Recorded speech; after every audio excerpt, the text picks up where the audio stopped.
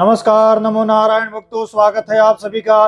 भक्तों, हम सभी जानेंगे मौनी अमावस्या के महात्म्य के ऊपर। मौनी अमावस्या क्या है, इस दिन दान करने की क्या महिमा है, स्नान करने से क्या फल की प्राप्ति होती है, सभी विस्तार से चर्चा करेंगे। भक्तों, मौनी अमावस्या जो है यह युगादि तिथि है। चारों युगों में से एक युग का प्रारंभ मौनी अमावस्या के दिन हुआ था। स्कंद पुराण में लिखा गया है, माघे पंचदशी कृष्णा द्वापराधि स्मृता बुधई।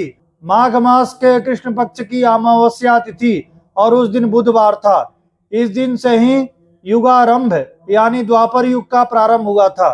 कुछ लोग ऐसा भी बोलते हैं कि कलयुग का भी आरंभ माघ कृष्ण अमावस्या मौनी अमावस्या को हुआ था, परंतु शास्त्रों का ये प्रमाण है कि मौनी अमावस्या के दिन ही द्वापर युग का आरंभ हुआ था। प्रत्येक युगों में 100 वर्ष तक दान करने से जो फल की प्राप्ति होती है, वही फल की प्राप्ति युगादि तिथि के दिन दान करने से हो जाता है।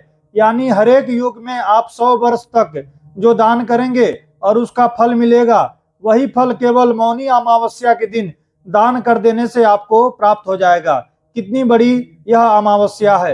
मुनि शब्द से मौनी बना है, यानी जो व्यक्ति मौनी अमावस्या के दिन मौन रहता है तो उसे मुनि पद यानी उच्च पद की प्राप्ति होती है। बहुत विशेष, बहुत कल्याणकारी तिथि है मौनी अमावस्या। कई तिथियां मिल करके मौनी अमावस्या तिथि बनती है। इस दिन किया गया दान, जप, तप, साधना, भजन, कीर्तन, दान, पुण्य सब अनंत गुना अच्छे फल की प्राप्ति कराने वाला होता है। पद्म पुराण के अनुसार जो व्यक्ति सूर्योदय से पूर्व जग करके जल और काले तिल से अपने पूर्वजों का, पितरों का तर्पण करता है, वह स्वर्ग का अच्छे फल की प्राप्ति करता है। अनंत वर्षों तक वह स्वर्ग में निवास करता है। भक्तों, जो स्वर्ग का सुख है वह लिमिटेड है, थोड़े समय के लिए है। क्योंकि शास्त्र में, गीता जी में भगवान श्री कृष्ण कहते हैं, क्षीणे पुण्य मर्त्यलोकम विसंति। जब व्यक्ति का पुण्य क्षीण हो जाता है तो उसे स्वर्ग से धक्का मार करके निकाल दिया जाता है। जो व्यक्ति सूर्योदय से पूर्व मौनी अमावस्या के दिन अपने पितरों के लिए जल यानी तर्पण करता है, जल देता है, तो उसे अच्छे यानी बहुत वर्षों तक स्वर्ग में निवास करने का अवसर, स्वर्ग में निवास करने का लाभ प्राप्त होता है। मौनी अमावस्या के दिन व्यक्ति को प्रातः काल सूर्योदय से पूर्व जग जाना चाहिए। स्नान करने वाले जल के अंदर काला तिल मिला करके स्नान करना चाहिए। काले तिल का उपटन बना करके शरीर पर लगाना चाहिए, फिर स्नान करना चाहिए। तिल का तेल आप शरीर पर लगा करके स्नान कीजिए। इससे भी शनि जन्य पीड़ा, राहु जन्य पीड़ा से मुक्ति मिलती है। भक्तों, शनि के पीड़ा से मुक्त होने के लिए एक उपाय बता रहा हूँ। मौनी अमावस्या के दिन यदि आप प्रयागराज में जा रहे हैं स्नान करने के लिए, तो शनि जन्य पीड़ा, शनि की 7.5 चल रही है, शनि की ढैया चल रही है, राशि से शनि पंचमस्त चल रहे हैं, शनि की महादशा चल रही है। जो व्यक्ति शनि के कष्ट से पीड़ित हो रहा है तो उसे शनि जन्य पीड़ा से मुक्ति का एक अवसर है, एक उपाय है। भक्तों, आप मौनी अमावस्या के दिन जब स्नान करेंगे तो दोनों मुट्ठी में काला तिल डाल लीजिए, लेफ्ट हैंड और राइट हैंड में 3 डुबकी मार लीजिए। 3 डुबकी मारने के बाद जो राइट हैंड का तिल है उसे मस्तक के ऊपर लगाइए, कंठ के ऊपर लगाइए, नाभि से लेकर के ऊपर तक शरीर में लगा लीजिए। उसके बाद जो लेफ्ट हैंड का तिल है उसे नाभि से लेकर के नीचे यानी पांव के तलवा तक, अंगूठे तक आपको लगाना है। फिर 11 डुबकी मारना है, 16 डुबकी भी मारना है। इस प्रकार से यदि आप स्नान करेंगे, मौन रह करके आपको स्नान करना है, तो शनि जन्य पीड़ा से, राहु जन्य पीड़ा से आपको मुक्ति मिलेगी। भक्तों, कुंभ राशि, मकर राशि और मीन राशि के ऊपर शनि की 7.5 चल रही है। कर्क राशि और वृश्चिक राशि के ऊपर शनि की ढैया चल रही है। तुला राशि से शनि पंचमस्त हैं। दक्षिण भारत के ग्रंथों में कहा गया है कि पंचमस्त शनि फूटे बर्तन में भोजन करवाता है, इतना दयनीय दशा ले आता है, यानी आर्थिक तंगी ले आता है, मानसिक तंगी ले आता है।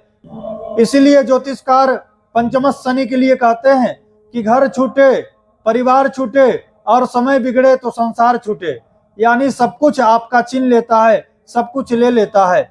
29 मार्च 2025 से शनि की 7.5 मकर राशि की पूरी हो जाएगी। कुंभ राशि के ऊपर मीन राशि के ऊपर यथावत चालू रहेगी, जारी रहेगी, और मेष राशि के ऊपर शनि की 7.5 प्रारंभ हो जाएगी।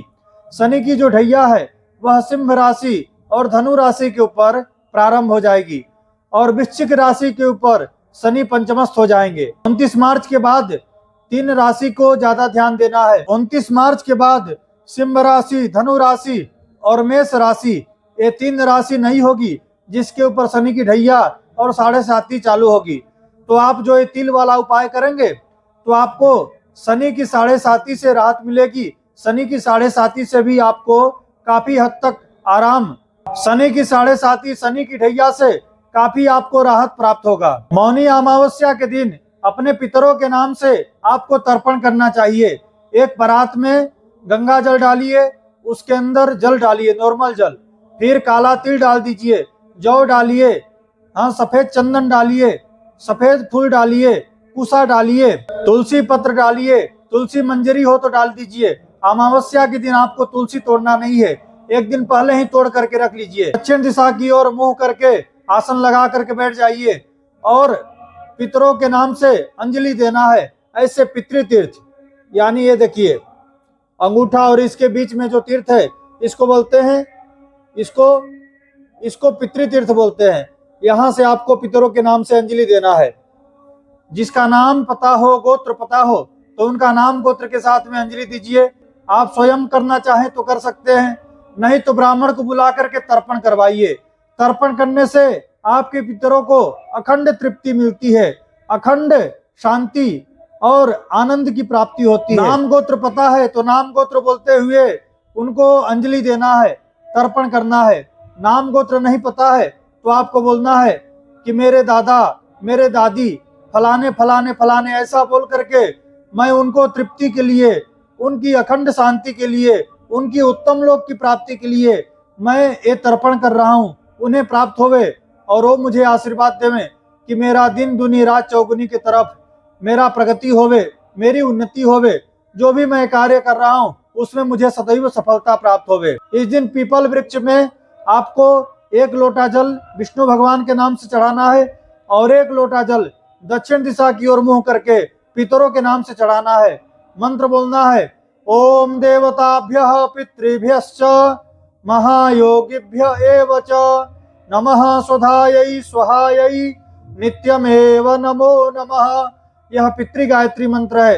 यह पितृ गायत्री मंत्र बोलते हुए आपको जल की अंजलि देना है, पितरों से प्रार्थना करना है, प्रदक्षिणा कर लेना है। चल वृक्ष की प्रदक्षिणा आपको उस दिन 5, 9, 7, 11, 21, 51, 108 जितना हो सके आपको फेरी देना है, परिक्रमा करना है। पीपल वृक्ष में प्रातः काल एक दीप दान कीजिए पितरों के नाम से दक्षिण दिशा की ओर करके, और सायंकाल भी दक्षिण दिशा की ओर पितरों के नाम से एक घी का दीपक जला करके, घी के दीपक में थोड़ा सा तिल डाल दीजिए, काला तिल, और अपने पितरों का स्मरण करके नीचे कुछ चावल अथवा फूल, चाहे कोई कटोरी के अंदर दीवा रख करके दीपक रख दीजिए। रात भर चले ऐसा उसके अंदर घी डाल दीजिएगा। पितरों से प्रार्थना कीजिए कि हे भगवान, इस दीप को स्वीकार करके आप हमें आशीर्वाद दीजिए कि आपके आशीर्वाद से हमारा परिवार, कुटुंब परिवार हमेशा फले फूले जगमगाते रहे, दीपक के ज्योत के भांति हम चमकते रहें, हमारी सितारे बुलंदी को प्राप्त होते रहें, ऐसा हमें आशीर्वाद दीजिए। तन धन मन तीनों प्रकार से हमें शांति प्रदान कीजिए।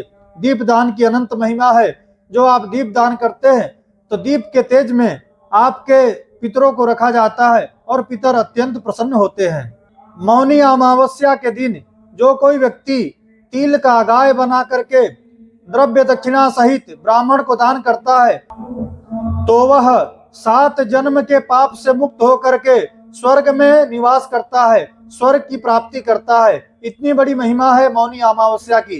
तो आपको तिल का गाय बनाना है। बनाने आता है तो बना लीजिए, घी थोड़ा लगा दीजिए, गुड़ और काला तिल मिला करके थोड़ा सा गीला करके एक छोटी सी आकृति गाय की बना लीजिए, उसका दान कर दीजिए। नहीं कर सकते हैं तो 1 मुट्ठी तिल ले लीजिए गाय की आकृति के बराबर, हाँ 1 मुट्ठी तिल, गुड़ ले लीजिए और भी सीधा सामान ले लीजिए, दक्षिणा ले लीजिए। कोई सत्पात्र ब्राह्मण को दान कर दीजिए, कोई संत को, भिक्षुक को, गरीब गुरुओं को दान कर दीजिए, जरूरतमंद को दान कर दीजिए। इससे भी अनंत गुना फल की प्राप्ति होती है और पितर प्रसन्न होते हैं। मौनी अमावस्या के दिन प्रयागराज में 3,10,00,000 तीर्थ आकर के स्नान करते हैं, तीर्थ आकर के निवास करते हैं। इतनी बड़ी महिमा है प्रयागराज की कि मौनी अमावस्या के दिन संपूर्ण तीर्थ, ये चराचर के इस पृथ्वी के संपूर्ण तीर्थ आकर के प्रयागराज में स्नान करते हैं और वहां निवास करते हैं। और जो कोई व्यक्ति मौनी अमावस्या के दिन स्नान कर लेता है तो उसके सारे पितरों की तृप्ति हो जाती है, उसके सारे पितर भगवान के वैकुंठ धाम को प्राप्त होते हैं और वह जीवात्मा कभी नरक में नहीं जाता है, वह सदैव सुख आनंद की प्राप्ति करते हुए अपने भगवान के परम धाम श्री हरि के परम धाम को प्राप्त करता है। बहुत बड़ी अमावस्या है मौनी अमावस्या। मौनी अमावस्या का जो स्नान है यह अनंत गुना फल देने वाला है और एक नहीं अनेक जन्मों के जब पुण्य एकत्रित होते हैं तो कोई व्यक्ति मौनी अमावस्या के दिन प्रयागराज में स्नान करता है। बहुत बड़ी महिमा है मौनी अमावस्या की। अमावस्या के दिन कभी भी पत्र फूल तोड़ने नहीं चाहिए, दूसरे के घर के अन्न नहीं खाना चाहिए, दान में दिए गए वस्तु को खाना नहीं चाहिए, इससे आपके पुण्य नष्ट हो जाते हैं और आपके 1 महीने के किए गए सत्कर्म, किया गया सारा पुण्य उस व्यक्ति को मिल जाते हैं जिस व्यक्ति के घर का आपने अन्न खाया है। तो मौनी अमावस्या के दिन ये सब नियम अवश्य पालन करना चाहिए। भक्तों, यह वीडियो आपको अच्छा लगा हो तो इसे लाइक कीजिएगा, चैनल पर नए हैं तो इसे सब्सक्राइब कर लीजिएगा, बेल आइकन को दबा देवें ताकि मैं कोई भी वीडियो अपलोड करूं उसका नोटिफिकेशन आप तक पहुंचे। आप सभी को श्री हरि, आप सभी को नमो नारायण। ओम श्री मात्रे नमः।